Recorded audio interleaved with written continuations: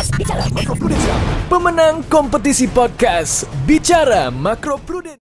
Kembali lagi dengan Coffee and Pie Podcast bareng sama gue, Evita, Erin, dan Ima.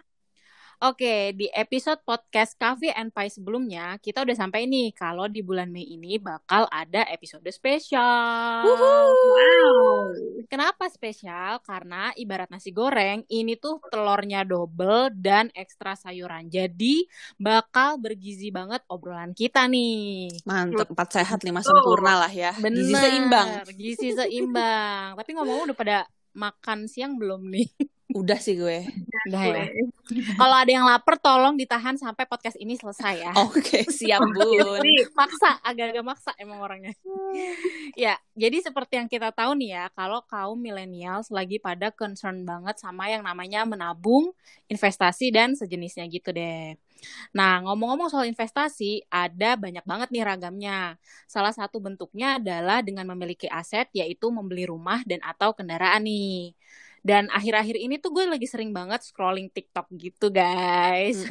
Tahu banget cuy. Sobat TikTokku adalah Erin. Yoi. Dan di FYP gue tuh yang sering banget muncul adalah show display rumah kekinian. Yang itu tuh cocok banget buat para millennials.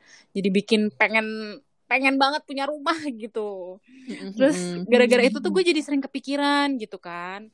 Aduh, jadi pengen punya rumah sendiri gitu. Nah, tapi beda nih ya kalau kalian berdua kan udah pada nikah dan udah punya rumah sendiri gitu. Nah, gue tuh jadi kepikiran, terus gue yang masih single ini apakah perlu punya rumah sendiri? Gimana guys menurut kalian? Lu berani gak Fit tinggal sendiri? Hantu adalah sahabatku, jadi gue gak takut lagi tinggal sendirian. Camp ya? Kelaman sendiri, jadi hantu udah jadi temen gue gitu. Udah terlalu lama sendiri, nyaman kayaknya lu jadinya. Nyaman sampai temen sama hantu tuh gue. Aduh, tapi emang bener banget sih ya, di FYP TikTok tuh racun semua isinya. Karena di gue pun juga muncul tuh rumah yang estetik dan instagramable itu. Tapi ya sebenarnya Fit, perlu atau enggaknya itu tergantung sama kemampuan masing-masing juga. Apalagi harganya mahal banget lah ya, nggak mungkin lah tuh rumah estetik instagramable yang full furnish gitu cuman 200-300 juta tuh kayaknya nggak ada gitu kan. Udah pasti 500 sampai mm-an iya gitu. benar, 500 ke atas dah tuh. Ngeri ya, Ngeri Ngeri gitu ya. Harga rumah zaman sekarang ngeri men. Keinginan tidak sebanding dengan Kemampuan. dompet. Iya nih, aduh. Makanya udah gitu kan DP-nya udah pasti mahal tuh ya kan, nggak mungkin cuma 1 juta 2 juta gitu. Gimana, lo udah nyiapin belum? Tentu belum sahabat. Sama. Tentu belum. Karena apa ya, gue tuh pengen punya rumah, tapi tuh gue bayangin gitu kan, aduh DP-nya itu udah pasti puluhan sampai ratusan juta. Udah kayak berat banget gitu Bun. Kayak penghasilan gue belum cukup buat ngumpulin DP-nya aja tuh mungkin masih lama gitu. Nah Fit, lo mau gue kasih tau sesuatu gak? Apaan tuh? Sesuatu yang bikin lo tuh jadi lebih optimis buat punya rumah sendiri nih. Udah, buruan kasih tau gue, buru. Jadi jangan pesimis gitu dulu dong. Jadi dengerin ya, ini info penting juga nih, gak cuma buat lo tapi buat semuanya juga. Oke. Dari publikasi yang gue baca di www.bi.go.id, sekarang semua orang tuh bisa loh beli rumah dengan DP yang fantastis banget, yaitu 0%. Wow, amazing. Yes. Nah, walaupun ini juga tergantung kebijakan dari masing-masing bank juga ya. Tapi yang jelas sekarang tuh udah dipermudah banget kok kalau misalnya lo pengen punya rumah atau kendaraan. Seriusan lu, Mak? Kalau kayak gitu tuh gue bisa dong punya rumah tanpa mikirin DP-nya lagi sekarang. Tapi ya, tunggu dulu. Kok pemerintah berani banget sih buat bikin kebijakan kayak gini? Kan selama ini yang gue tahu kalau mau KPR rumah itu harus punya DP-nya dulu gitu. Tapi bener Fit yang dibilang si Ima, karena gue juga jadi inget nih, seperti yang tertera di website Bank Indonesia. Jadi per tanggal 1 Maret kemarin sampai 31 Desember 2021, Bank Indonesia itu menerbitkan ketentuan pelonggaran rasio loan to value atau LTV untuk kredit properti, terus juga rasio financing to value atau FTV untuk pembiayaan properti, dan uang muka untuk kredit atau pembiayaan kendaraan bermotor. Yang mana itu artinya seluruh kebutuhan dana dalam memperoleh kredit properti atau kendaraan bermotor itu tuh ditanggung sama bank. Jadi konsumen tuh udah nggak perlu lagi bayar uang muka, jadi langsung cicilannya aja. Meringankan banget kan, parah sih. Iya sih, itu tinggal Dan eksekusi gitu kan tinggal ya. eksekusi, jadi tinggal cicilan udah langsung dapat rumah atau kendaraannya. Dan hal Hmm. tersebut itu tuh sudah dituangkan melalui peraturan Bank Indonesia atau PBI nomor 23/2/PBI/2021. Dan penyesuaian kebijakan ini tuh dilakukan untuk mendorong pertumbuhan kredit di sektor otomotif dan juga properti. Nah, lengkap banget tuh yang disampaikan sama si Erin barusan. Dan sejalan juga nih, Rin, sama yang gue baca-baca di berita-berita di CNBC. Kalau misalnya kebijakan tentang LTV dan FTV, yang mana kebijakan ini tuh merupakan salah satu dari instrumen kebijakan makroprudensial dilakukan karena selama pandemi ini keadaan perekonomian Indonesia kan sempat yang down banget gitu kan. Iya. Nah, dan sekarang tuh kita lagi di tahap pemulihan. Sehingga dinilai perlu adanya stimulus tambahan agar pemulihan ekonomi Indonesia lebih cepat nih prosesnya. Dan yang pastinya kebijakan yang dibuat oleh Bank Indonesia itu tetap memperhatikan prinsip kehati-hatian dan manajemen resiko ya. Jadi tentu nggak bakal asal-asalan lah kalau misalnya udah sampai bikin kebijakan kayak gini. Oke. Tapi pertanyaan selanjutnya nih dari gue ya. Kebijakan makroprudensial itu apaan sih? Nah, jadi gini, Fit. Secara simpelnya aja ya, bahasa sederhananya, kebijakan makroprudensial itu adalah kebijakan yang dilakukan oleh Bank Sentral, yaitu kalau di kita ya berarti Bank Indonesia, yang bertujuan untuk memelihara stabilitas sistem keuangan secara keseluruhan. Oke, paham nih gue sekarang.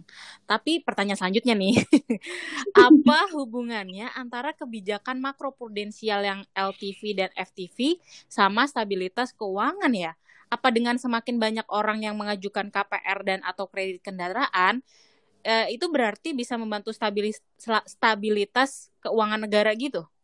Iya, bener banget Fit, tuh lo udah dapet banget tuh poinnya. Karena kan sebenarnya semuanya ini saling berkaitan kan satu sama lain. Dan lo kan juga bertanya-tanya kenapa sih BI itu sampai segitunya banget sih ngelonggarin berbagai ketentuan tersebut gitu kan.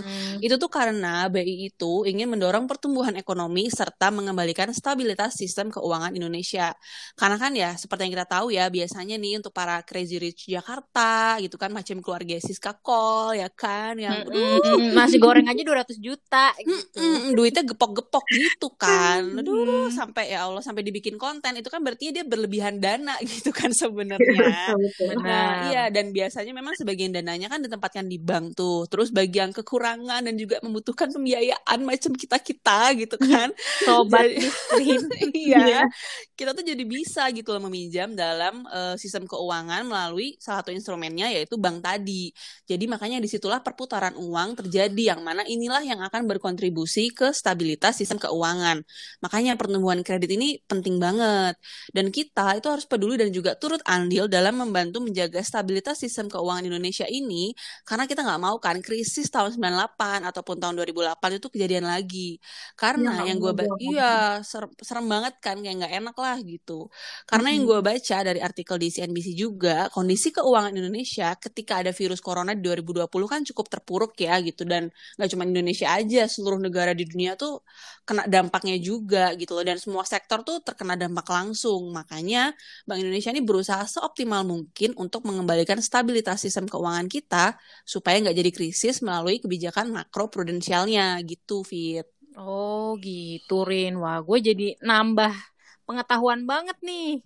Nah ternyata dengan kita mengajukan kredit kendaraan atau rumah itu bisa membantu perekonomian negara untuk bangkit lagi ya. Apalagi di masa krisis pandemi kayak gini.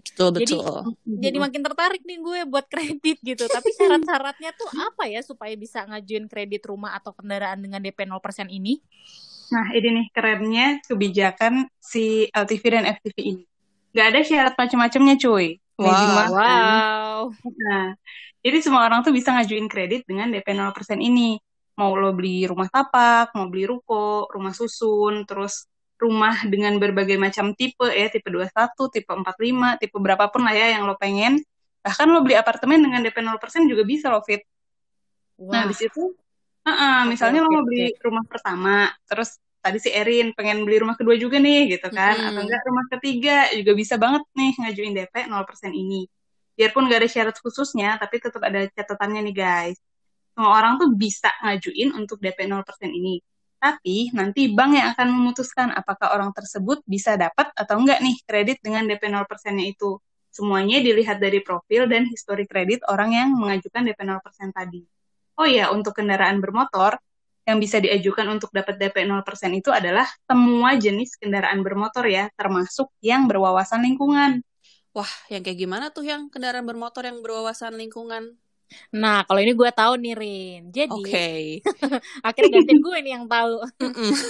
Jadi gue pernah baca juga di CNBC, kendaraan bermotor yang berwawasan lingkungan itu adalah jenis kendaraan bermotor yang menggunakan listrik berbasis baterai, sebagaimana juga dimaksud dalam ketentuan Perpres nomor 55 tahun 2019 yang mengatur mengenai percepatan program kendaraan bermotor listrik atau yang biasa disingkat dengan KBL, berbasis baterai, Battery Electric Vehicle untuk transportasi jalan. Dan di Indonesia sendiri, KBL berbasis baterai ini ada 2 macam nih, yaitu teknologi hybrid dan memakai baterai penuh, gitu Rin. Oh iya, I see. Berarti bukan cuma family car atau motor biasa ya yang DP-nya tuh bisa 0%. Berarti gue beli Tesla bisa dong ya? Tanpa DP Bisa loh. dong. Gokil. Harusnya Aduh. bisa gitu. Iya nih, mudah-mudahan Mantep nih. Incerannya. langsung pikirannya Tesla. Abis soalnya muncul mulu kan di TikTok juga gitu. Orang pamer Teslanya dia gitu. Kayak aduh kok mupeng gitu kan. Semoga-moga buruan masuk lah ya sebelum 31 Desember. Amin. Karena ketentuan ini katanya sampai 30 Desember 2021. Jadi, by the way, jadi gimana nih Fit menurut lo? Keren kan kebijakannya? Wah asli ini gokil banget sih kebijakan-kebijakannya dan cocok banget buat kita para milenial nih. Jadi sekarang nggak perlu lagi tuh yang namanya nyiapin DP dulu puluhan sampai ratusan juta buat beli kendaraan bermotor ataupun rumah. Nah tapi pertanyaan selanjutnya adalah sebenarnya menurut kalian gimana sih? Apakah kebijakan ini beneran aplikatif nggak sih buat masyarakat kayak kita? Maksud gue kayak masih amazing aja Bank Indonesia bisa bikin kebijakan yang se-wow ini, guys. Tenang, Fit. Kebijakan ini bukan cuma sekedar wacana atau isu belaka, karena gue sendiri udah memanfaatkan kebijakan LTV ini buat beli rumah. Nah, ternyata dia udah mengalami sendiri. Berarti Iya, ini beneran iya. ya, bukan wacana ya. Dan beneran loh, gue tuh sama sekali nggak bayar uang DP alias DP-nya 0%. Jadi buat kalian yang masih ragu-ragu kebijakan LTV dan FTV ini beneran bisa diajukan atau enggak, beneran ya guys, karena gue udah membuktikannya sendiri nih. Nah, ini baru mantap banget nih, karena bukti nyatanya beneran ada teman kita sendiri nih. Duh, gue jadi bingung nih, mau rumah dulu atau mau beli Tesla juga kayak si Erin. Aduh, keracunan juga nih. Ya bebas bun, mau langsung dua-duanya juga nggak apa-apa. Yang penting cicilannya ada ya. Nah itu dia, jangan lupa DP-nya cicilannya adalah kunci. Iya, kunci. Nah terus kalau misalnya lo mau tanya-tanya lebih lanjut, bisa langsung datang aja ke bank andalan lo, Fit. Dan penting juga nih, dengan adanya program ini, semua pihak tuh diuntungkan banget. Kita sebagai masyarakat jadi lebih mudah nih, lebih ringan lah ya kalau misalnya mau beli rumah atau kendaraan. Terus kalau makin banyak juga masyarakat yang ikut programnya, stabilitas sistem keuangan Indonesia juga perlahan bisa terjaga. Jadi kayak benar-benar yang win-win solution banget deh. Iya, cocok banget yang dibilang Mae. Dan untuk yang masih pengen menggali informasi lebih dalam lagi mengenai kebijakan LTV dan FTV ini, pendengar semua bisa nih langsung akses di Peraturan Bank Indonesia atau PBI nomor 23/2/PBI/2021 yang udah gue sebutin tadi. Jadi kalian tinggal ketik-ketik aja tuh di Google, di Safari atau di mana gitu ya. Langsung nanti bakalan muncul nih di websitenya Bank Indonesia. Dan di sana tuh infonya lengkap banget dan kalian harus banget baca-baca sampai ke bagian lampirannya ya. By the way, sebelum ditutup, gue punya pantun nih. Tolong teman-teman ditanggapin lah ya, kayak OVJ gitu. Iya, boleh Bun.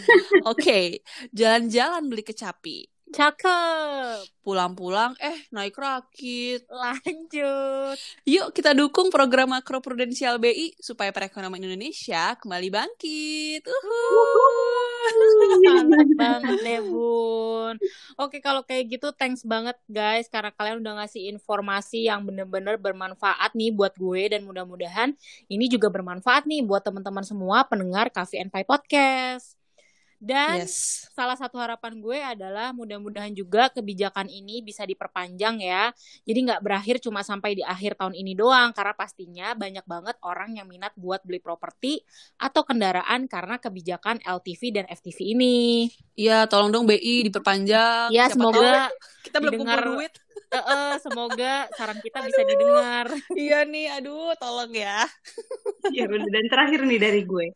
Yuk semuanya kita terus berpartisipasi dalam menjaga stabilitas sistem keuangan negara Indonesia. Bye-bye. Dadah semua. Bye.